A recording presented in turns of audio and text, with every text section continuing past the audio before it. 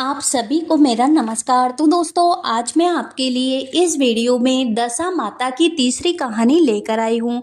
तो प्रेम से बोलिए दशा महारानी की जय हो। दोस्तों, एक समय की बात है। एक गांव में एक साहूकार का बड़ा परिवार था। 5 बेटे 5 बहू थी।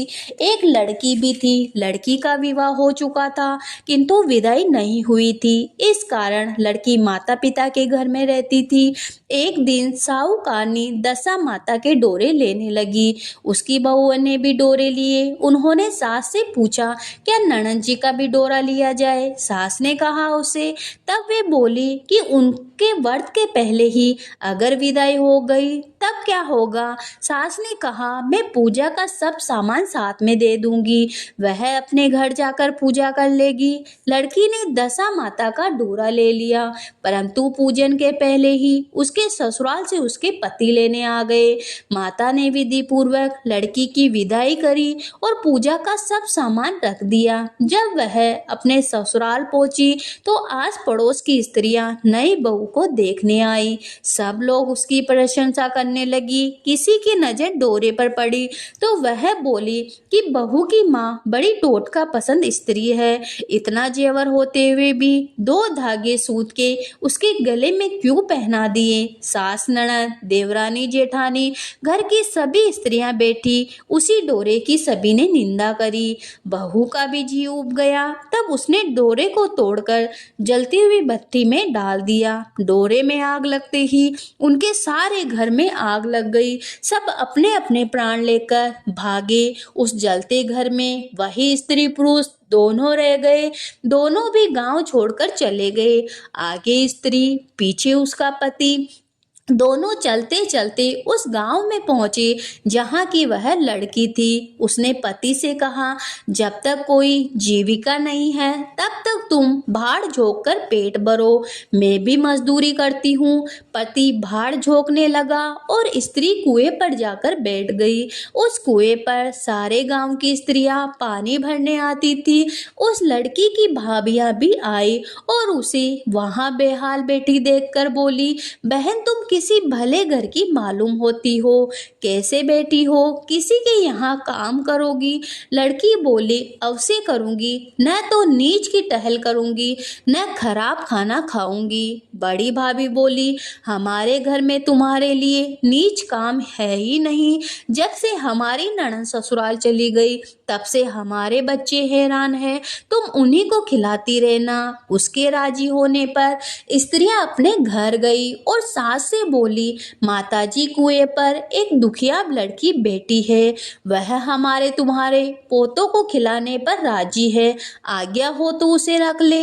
सास ने कहा, खुशी से रख लो।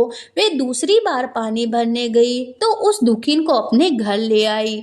वह भाभीियों के बच्चों को खिलाती और खाना खाकर निर्वाह करती। फिर से दशा माता के डोरे लेने का समय आ गया। सास ने कहा, जब वह घर में रहती है तो उसे भी डोरा लेना चाहिए। तब बहुओं ने कहा, ननद जी का डोरा लिया था, आखिर पूजा नहीं हो पाई और उनकी विदाई हो गई। अब दुखिन का डोरा दिलवाती हो। यदि पूजा होने के पहले ही वह चली गई तब क्या होगा? सास बोली, अब क्या हानि है, यह जहाँ भी रहेगी पूजा कर लेगी। तब दुखिन ने भी दशा रानी का डोरा ले लिया। 9 दिन तक कथा कहानी होती रही। व्रत पूजन यथाविधि हुआ। 10वें दिन साहूकारनी की 5 बहू और उसकी सास ने सिर से स्नान किया। घर में गोबर से चौका लगाया, चौका पूरा और पूजा की तैयारी करने लगी। तब दुखिनी बोली कि भाभी, मुझे फटा पुराना कपड़ा मिल जाए तो मैं भी स्नान कर लाऊं। तब बहुओं ने सास से पूछा कि हमारे पास ननद जी की साड़ी है, कहो तो इसे दे दें। सास ने कहा, दे दो। अपनी पुरानी साड़ी दुखिन ने स्नान करके पहन ली। उसने सिर से स्नान करके साड़ी पहनी और गीले बाल बिखराते हुए घर आई। यहाँ पूजा आरंभ हो गई थी। वह जो ही पूजा में आकर बैठी, एक भाभी ने कहा, साक्षात ननद की उनहार है। इस पर सास ने नाराज होकर कहा, चुप रहो, मुझे कहानी कथा कह लेने दो, तुम्हारी बातों में कथा भूल जाऊंगी। बहू चुप हो गई। फिर दुखिन समेत घर की सभी स्त्रियों ने पालना किया। फिर सब एक दूसरे के सिर गूंथने लगी। एक ने दुखिन से कहा, ला अब मैं तेरा सिर गूंथ दूं। सिर गूंथते हुए बोली कि जैसी गूंथ इसके सिर में है वैसी गूंथी हमारी ननद के सिर में थी। इस पर साहूकारनी बोली, मेरी लड़की अपने ससुराल में सुख देख रही होगी, उसकी तुम यहाँ इस दुखिन से तुलना क्यों करती हो। सास ने बहुओं को डांट लगा दी, परंतु उसकी बात उनके मन में लग गई। उसने दुखिन से कहा, आज रात तुम मेरे पास सोना। रात को जब बहुएं सो गई तब बुढ़िया माई ने पूछा, क्यों दुखिनी, तेरे पीहर में कौन कौन है। उसने जवाब दिया, ऐसे ही 5 भाई 5 भौजाई, तुम जैसे माता पिता थे। पुनः बुढ़िया माई ने पूछा, फिर क्या हुआ। वह बोली, मेरे पीहर में दशा माता का डोरा लिया था, उसका पूजन नहीं हो पाया, ससुराल को विदा हो गई। वहां स्त्रियों ने मेरे गले में डोरा देखकर हंसी उड़ाना शुरू कर दी। तब मैंने उस गंडे को आग में डाल दिया। उसी गंडे के साथ साथ सारा घर जलकर भस्म हो गया। सब लोग 3-13 हो गए। हम दोनों जने भागकर वहां से चले आए। माता ने पूछा, तेरा पति कहाँ है। दुखिनी बोली, वहां जो भड़बूजों के यहाँ भाड़ झोंकता है। साहूकारनी अपनी लड़की को पहचान कर उसके गले लगकर रोने लगी। उसके रोने का शब्द सुनकर 5 लड़के उसके पास गए। तब बुढ़िया माई ने कहा, यह दुखिनी कोई और नहीं, तुम्हारी सगी बहन है। तुम्हारा बहनोई भड़बूजे के यहाँ भाड़ झोंकता है। दशा रानी के कोप से इसकी ऐसी गति हुई। सवेरे होते ही 5 भाई भड़बूजे के घर गए और जैसे तैसे दामाद को घर लाए। उन्होंने उसे स्नान कराया और उत्तम वस्त्र पहनाए।